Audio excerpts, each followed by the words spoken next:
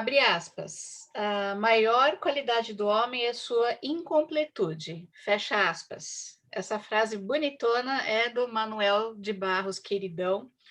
E eu escolhi essa frase para apresentar o meu querido também convidado, e foi meu ex-coach, o Pedro Ferraz Passioni, que pelo seguinte, ele é um cara extremamente inteligente, e que está sempre em construção. É meio que inconformado assim com essa coisa do autodesenvolvimento, está sempre buscando mais expansão da consciência no trabalho, na vida pessoal. E por isso, Pedro, eu resolvi apresentar você com uma frase aqui do Mário. Mas muito obrigada por aceitar o convite, seja muito bem-vindo. Eu vou apresentar você aqui para as pessoas, tá bom? Você é muito chique, tem coisa que eu não vou saber falar aqui, por exemplo, em francês, né? Vocês já sentirem o peso aqui, né, da situação. Então, vamos lá, ó. Hoje o Pedro, ele é diretor aqui na América do Sul na Valmet. Ele cuida da parte de estratégia, qualidade e marketing. A Valmet, alguns anos eu já trabalho com eles e ela é um líder mundial na área de desenvolvimento e fornecimento de tecnologia, automação e serviços para as indústrias de celulose, papel e energia.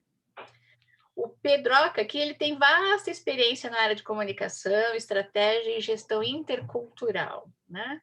Ele viveu em vários lugares, tem experiência internacional e desempenhou funções de gestão em várias partes do mundo, integrando, então, o quê? Organizações e negócios em diferentes culturas. Ele se formou em comunicação pela Federal aqui do Paraná e iniciou sua jornada de desenvolvimento internacional nos primeiros anos na escola Liceu. Fala aí para mim, Pedro. Lycée Montaigne, Em Paris. em Nossa, Paris. a pessoa é chique demais da conta. Após diversas experiências com esse destaque especial, inclusive nessa época de ensino na parte de marketing, o Pedro ele teve um papel importante na estratégia e na expansão do grupo Volvo na Ásia. Você morou em que lugar da Ásia? Eu morei em Pequim, na China. Barbaridade. E tudo isso antes de voltar para o Brasil, quando ele resolveu estabelecer-se aqui com família, e aí veio trabalhar na Valmet, aqui na América do Sul. Bom, Pedro do céu, meu querido, seja muito bem-vindo com todo esse cabedal de conhecimento e experiência. É um prazer ter você aqui com a gente, viu? Imagina, o prazer é meu, André.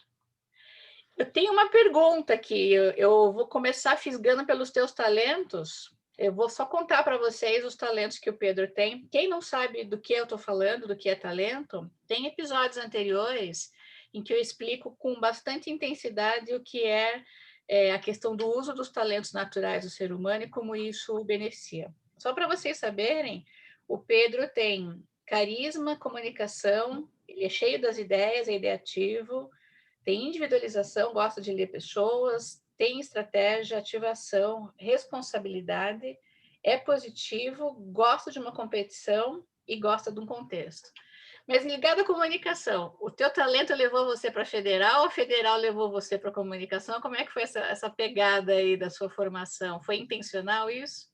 Eu acho que foi, André. Acho que teve, sim, pelo menos uma semente aí de reconhecimento e zona de conforto, né? Você até falou, a gente destacou aí na minha bio a parte externa, né? Morar fora, e eu lembro que eu voltei para o Brasil da França para fazer vestibular, né? E eu tinha passado ali por 2 intensos anos de segundo grau, né? No Lycée Montaigne, numa metodologia de educação muito diferente lá na França. Eles já dividem, né? A gente por econômico-social, literário ou física, né? E científico, né? Que chamavam. Que eu acho que era assim na década de 70, 80, Aham. antigamente aqui no Brasil. E eu, quando cheguei lá, para aproveitar mais a parte cultural e até linguística, eu optei pelo literário. E quando eu voltei, eu tive um choque, porque aqui, né, vestibular é física, química, biologia e matérias que lá eu tinha bem superficialmente, né? Então eu comecei a levar um pouquinho caldos aí de vestibular e apostila, e ao mesmo tempo tendo que decidir que carreira eu ia iniciar, né? Então, num desses papos, assim, de para onde eu vou, eu comecei a trabalhar mais com eliminação, o que eu não conseguia me ver fazendo. E acabei nessa parte de comunicação, de tentar explorar o que eu já tinha começado a trilhar com essa caminhada fora, né? Então, a comunicação sempre foi um pouco da minha zona de conforto, né? Entender e ler as situações, e aí a gente começa, hoje, já com mais bagagem, a gente já entende o que os outros talentos podiam agregar, né? Então, você somar comunicação com estratégia, ele não é tanto sobre como você fala, e sim como você faz a leitura das coisas, né? Então, eu acho que não tem coincidência nessa trajetória, não. Tem sim um começo de casamento aí, de coisas bem intrinsecamente conectadas. Como é que você acha que o teu talento ou outra característica que você tem individualização, o estratégico, o próprio contexto, né? Mas eu queria saber de você, o que te ajudou na experiência fora do Brasil, a identificar as pessoas, a saber lidar com elas, com essa questão multicultural mesmo, e a ter tanto êxito profissional fora, assim, quando a gente fala de costumes, de comportamento de outras pessoas, porque muda tanto, né? O que seu, assim, contribuiu muito para isso? Então, eu acho que, em primeiro lugar, a questão do carisma aliado à individualização, né? Então, não só você saber ler pessoas diferentes, mas como tentar interagir de uma forma positiva, né? E aqui a gente pode falar né, da parte boa desse talento e da parte ruim também, de você querer sempre agradar, né? E às vezes se doar demais para uma situação. Me expôs, obviamente, do ponto de vista de desgaste, né, cultural, ele me confrontou muito essas culturas, né, eu sempre me coloquei muito em querer agradar, querer participar, né, e isso forçou muito a minha interação e estressar esses processos, né, de conhecimento, autoconhecimento e conhecimento do que estava em volta, né. Assim, olhando depois, é muito fácil você olhar e falar, nossa, que enriquecedor que foi, mas como é difícil, né, a gente passar por essas transformações e qualquer mudança, seja ela pequena, mudança de emprego, mudança de cidade, relacionamento, ela sempre traz um estresse muito grande e depois um aprendizado. Então, eu acho que essa quantidade, e aí você falou, né, na abertura dessa minha mania de estar se revendo e se transformando, está muito ligado a essas correlações aí.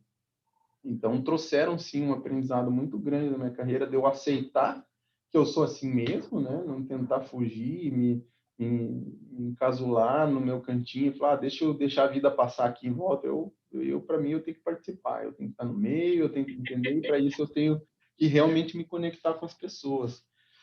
E foi importante, né, me trouxe aqui com trancos e barrancos, aprendizados e barreiras, e a gente nunca sabe onde a gente poderia estar se tivesse tomado decisões diferentes, mas eu tenho plena consciência de que a jornada foi bem enriquecedora e divertida. E tem uma coisa que eu acho interessante, que é o seguinte, né? Você falou muito bem, porque os talentos eles levam, como é muito natural para a gente pode usá-los com propriedade ou pode ir para um porão, né? Para um outro extremo, assim, com baixa Uhum. assertividade, né? Mas você sabe que eu acho que a grande beleza do jeitão da gente ser, mesmo profissionalmente, Pedro, é essa autenticidade de ser como a gente é. Quando a gente fala da Brené Brown, aquela coisa de vulnerabilidade e tal, mas saindo do clichêzão, vamos pegar na veia, assim, ser vulnerável é isso, né? A gente é como é, com as qualidades, com os defeitos, e essa composição ela é tão singular, ela é tão particular, tão única, que faz da gente muito diferente. Não significa que a gente não vai querer corrigir algumas coisas, mas o fato é aonde a gente coloca o foco, né?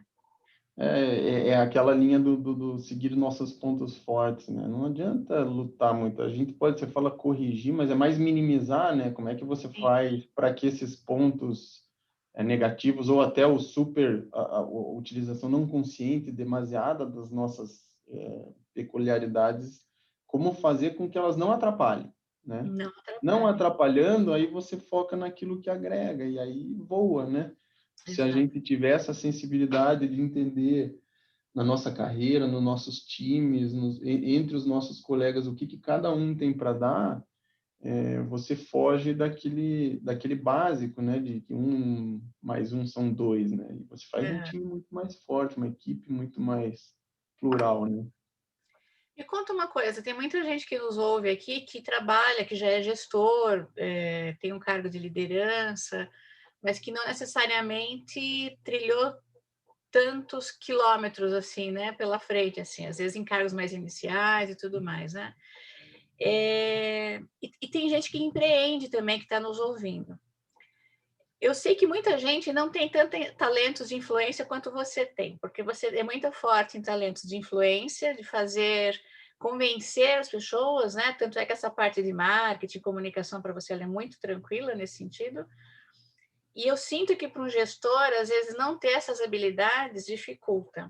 Se você pudesse colaborar, emprestando a sua lente, né, para essas pessoas, ou empreendedores ou gestores que não são tão fortes em comunicação, em carisma, o que você sugere que possa ser um bom princípio para a gente pensar em ser um bom gestor nesse sentido? Eu acho que, em primeiro lugar, é conhecer as suas limitações, né? E confrontar um pouco que tipo de gap, né? Que tipo de desafio isso te traz. Então, mesmo que você seja um empreendedor, você não vai ter um cliente só, ou um só tipo de cliente, né? Então, como é que você faz para influenciar eles? Às vezes isso não vem automático, porque não está nos teus talentos, mas pode muito bem ser estudado, né? Então, você tentar entender quem são as personas, né? Quem são os tipos de clientes que você vai ter, quais são os tipos de fornecedores que você precisa, como é que você tem que trabalhar com cada um desses. Então, você não é um influenciador nato, mas você pode ser um estudioso e ativar esse teu lado estudioso para tentar mapear quem são essas pessoas, colocar numa planilha, né? Sei lá qual é o seu talento aí do outro lado deste podcast, mas com certeza tem um em que você pode suprir, né, essa falta de natural de habilidade de ler as pessoas, né?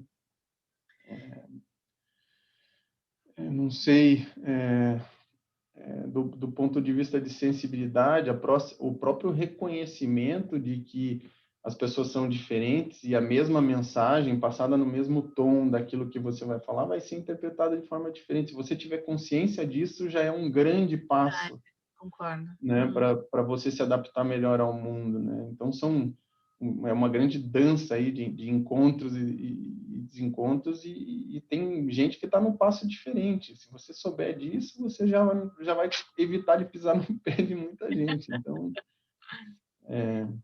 acho E que me conta uma esse coisa. autoconhecimento, né, é importante. Super, porque não adianta a gente querer dizer que conhece as pessoas se não se conhece, né? Perfeito. Perfeito. É muito complexo isso, né?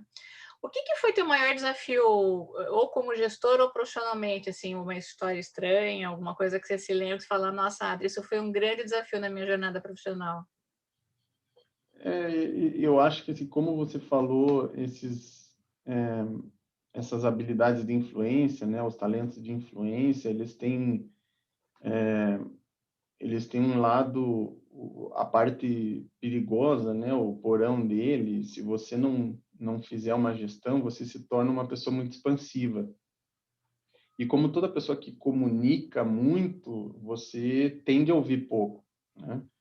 E, e eu acho que é isso, assim, eu sempre tive uma visão muito inclusiva, muito participativa de tudo, e isso sempre me trouxe esse desafio de calma, em que horas que você vai baixar um pouco a sua bolinha, vai pensar no que está acontecendo, e vai escutar um pouco mais e absorver.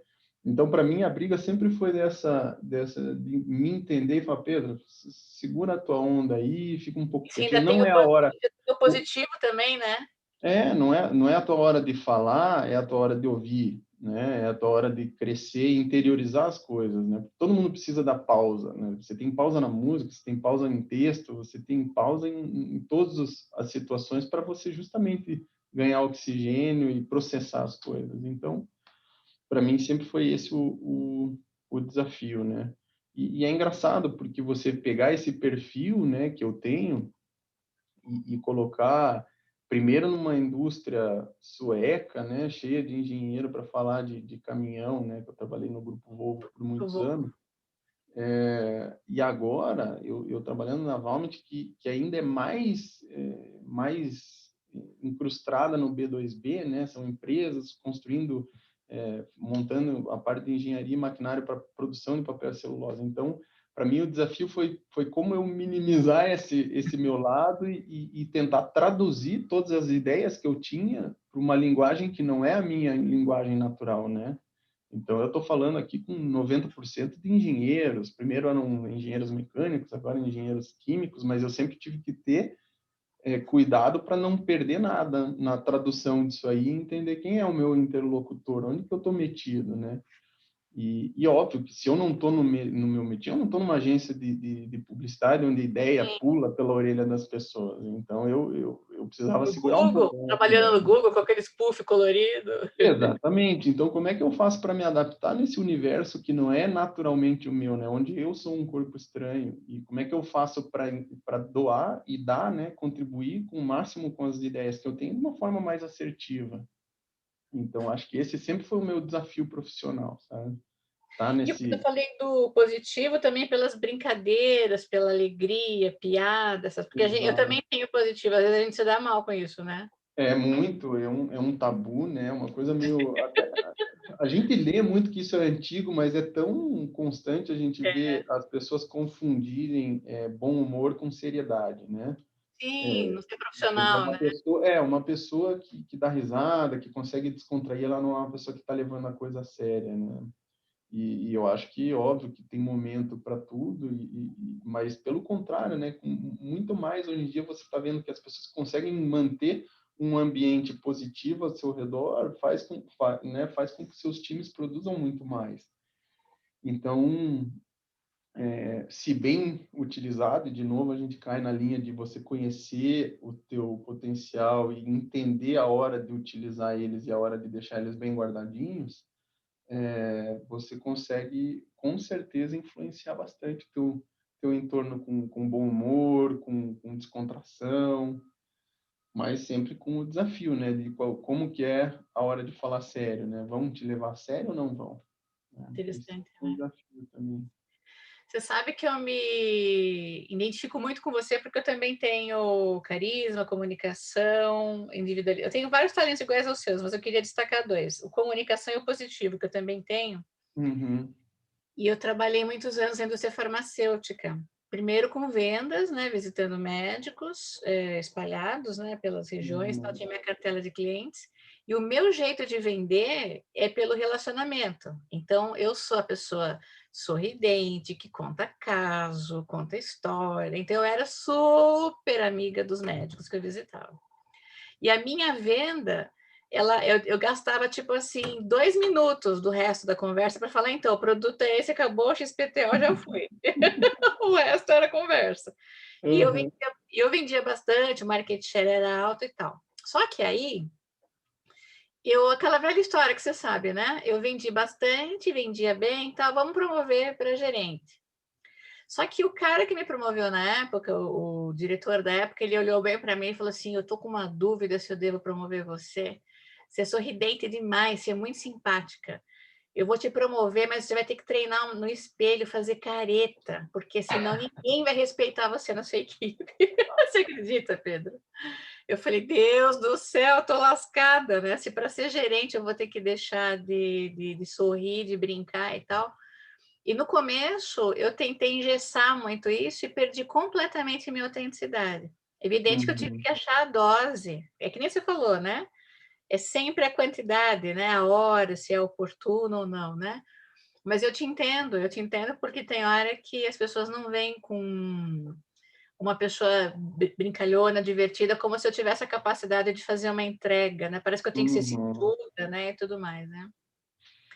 Mas me conte uma coisa, assim, a gente está gravando esse episódio agora, em maio de 2021, né?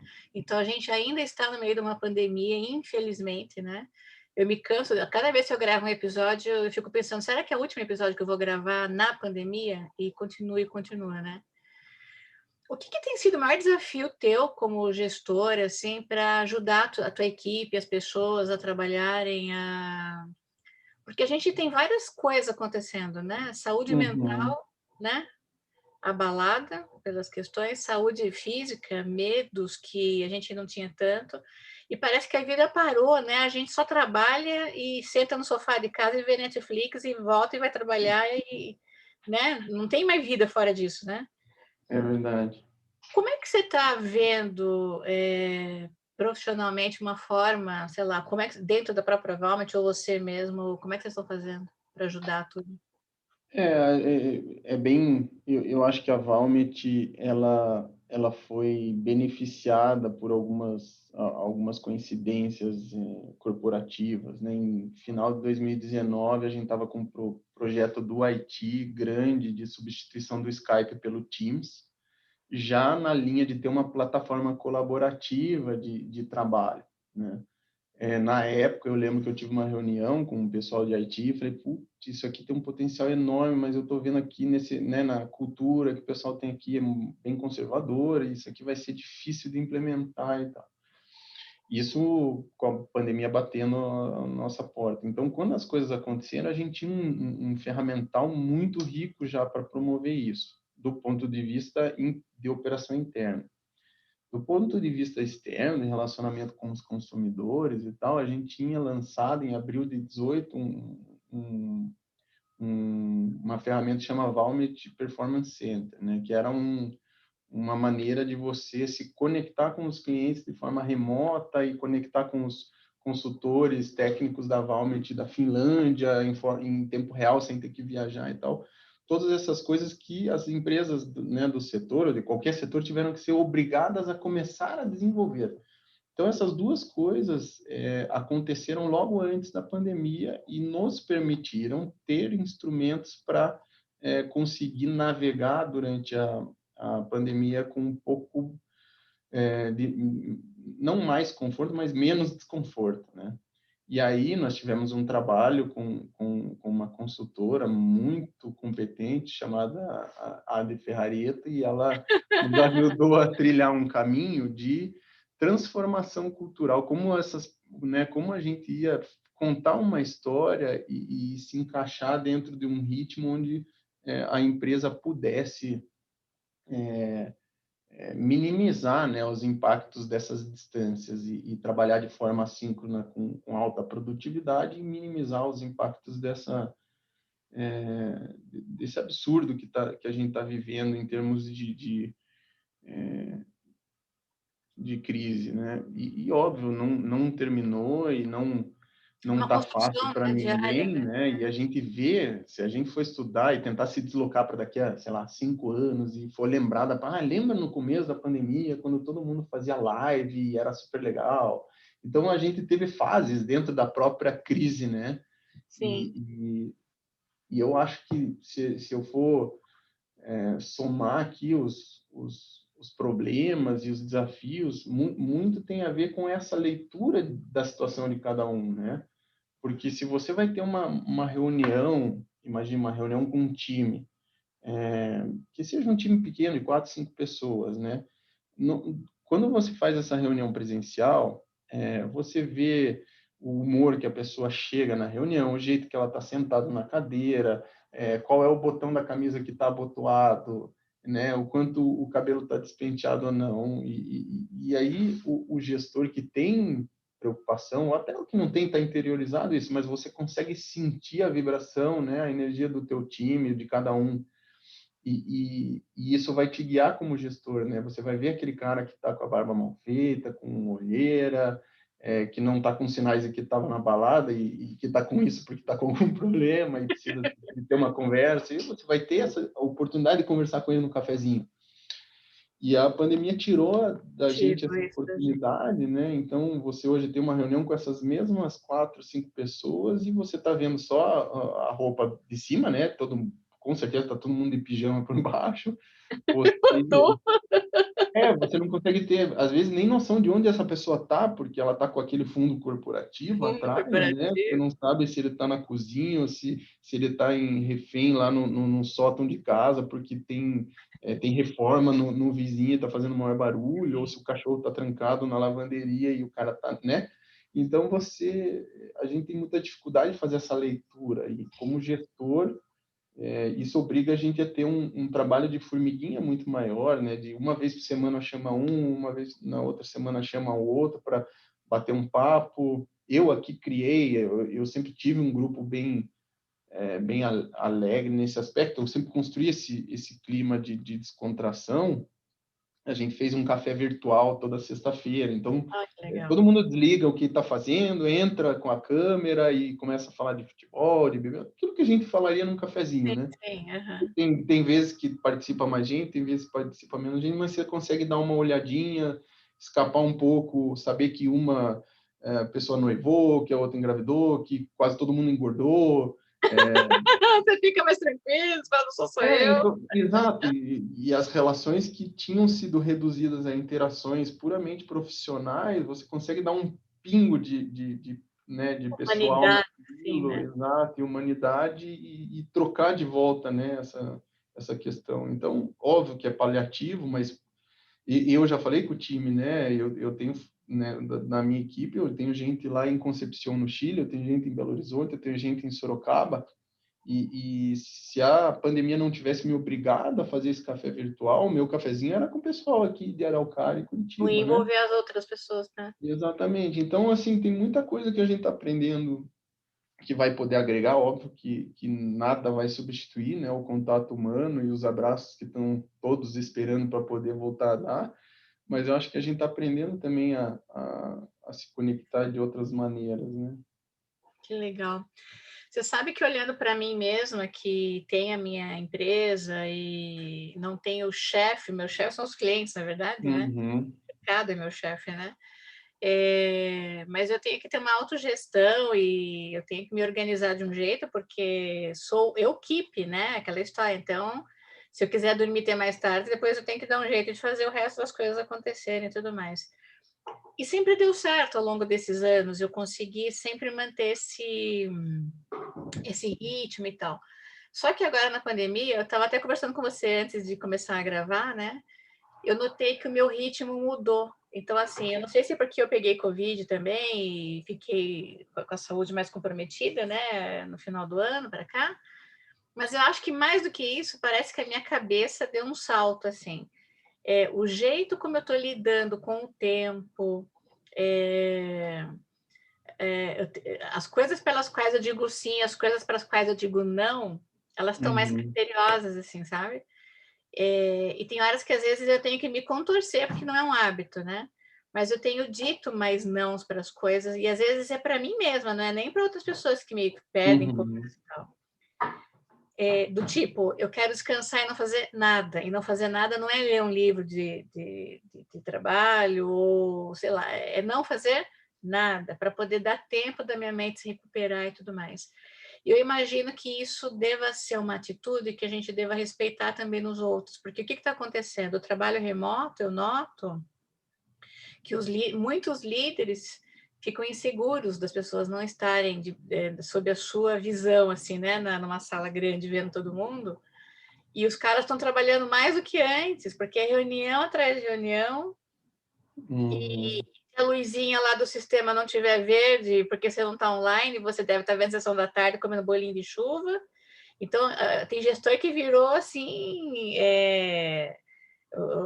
espião, né? O Sherlock Uhum. Holmes para ver se o cara está trabalhando e tal. Quando, na verdade, ele deveria estar focado no como ajudar essa pessoa emocionalmente a lidar com essa fase para continuar produzindo com qualidade e respeitando, porque a gente tem muitas questões aí que estão em jogo, né, com essa pandemia. Exato. Mas não tem sido fácil, né? Você tem feito alguma coisa específica para você equilibrar a tua ansiedade, saúde mental, assim, nesse período, ou tá tocando o baile? Eu não posso dar lista de remédios aqui, porque Tem até uma não, mas musiquinha, você já viu lá? Fizeram uma musiquinha de um cara na farmácia comprando de diazepam para baixo, Rivotril, exato. Rivotril, Não, diazepam. veja, eu tô aqui na Valmet, eu sou um membro do grupo do comitê de risco. Eu tenho a Valmet, ela trabalhando com a indústria de papel, embalagem, lenço, fralda, papel higiênico, ela sempre teve dentro dessa característica de, de produto essencial, né? Então, se nós pararmos para uma empresa maior de produtora de papel não consegue fazer sua parada, a gente não tem itens básicos aí para mover o mecanismo. Então, algumas pessoas que trabalham comigo têm que trabalham não administrativo, da área de qualidade, pessoal de inspeção, de campo, e como eles têm que vir trabalhar, eu também me senti um pouco na obrigação de estar aqui me expondo ao mesmo risco, até para fazer essa avaliação e trazer para o comitê de risco, né, onde algumas pessoas estão de casa, para eu poder fazer um pouco essa avaliação e participar do dia a dia, para trazer protocolos mais firmes e a realidade do que a gente está expondo os nossos colegas, né? Então, dá muito orgulho de ver depois o trabalho. A gente não teve nenhum caso de infecção cruzada, então, eventualmente, as pessoas ficam, né, pegam Covid. Eu mesmo tive Covid, acho que na mesma época que você, Eu me lembro. mas aí a gente, pelos protocolos que a gente tem interno, acrílico, álcool em gel, aqui tem mais do que caneta Bic no escritório. A gente proibiu as pessoas de sentarem um do lado do outro, traçou uma meta de ter apenas 50%, no máximo, né, 50% das pessoas para permitir esse distanciamento, regularizou o transporte, fizemos várias coisas para justamente tentar fazer com que quem tivesse que vir trabalhar tivesse condições dignas. E nesse ritmo eu acabei, né, fazendo parte das pessoas que vinha, pelo menos 80, 90% do tempo vem fisicamente para o escritório. Então eu não fui tão afetado Tá, por essa síndrome de ficar muito em casa, né? Então entendi. a minha rotina não sofreu tanto nesse aspecto. Sofreu bastante do ponto de vista qualitativo, então não estou fazendo as coisas que eu fazia no meu dia a dia, eu estou me preocupando com outras, e eu acho que aqui vai um pouco de encontro com o que você estava falando das escolhas, né? A pandemia nos colocou em módulo de alerta e ativou um pouco da priorização, então a gente está realmente refletindo o que é importante e essencial, né? E o que não é, realmente está ficando para segundo plano, né? E isso eu acho que talvez seja um aprendizado bacana que a gente vai levar depois também, né? O que eu gasto energia fazendo que agrega realmente valor ou tem um caráter de necessidade mesmo no meu dia a dia, no dia a dia da minha equipe, das pessoas que estão trabalhando junto comigo, dos meus clientes, etc., né? Então, acho que essa reflexão tem sido bem importante também. Mas, assim, fora isso, eu tenho procurado ver o lado positivo, né, das coisas e dessas conquistas para minimizar aí o impacto que a pandemia tem nas pessoas, entendendo que eu, como gestor, tenho uma função aqui muito importante de fazer com que a vida dos outros também seja menos afetada, né? Nada, né?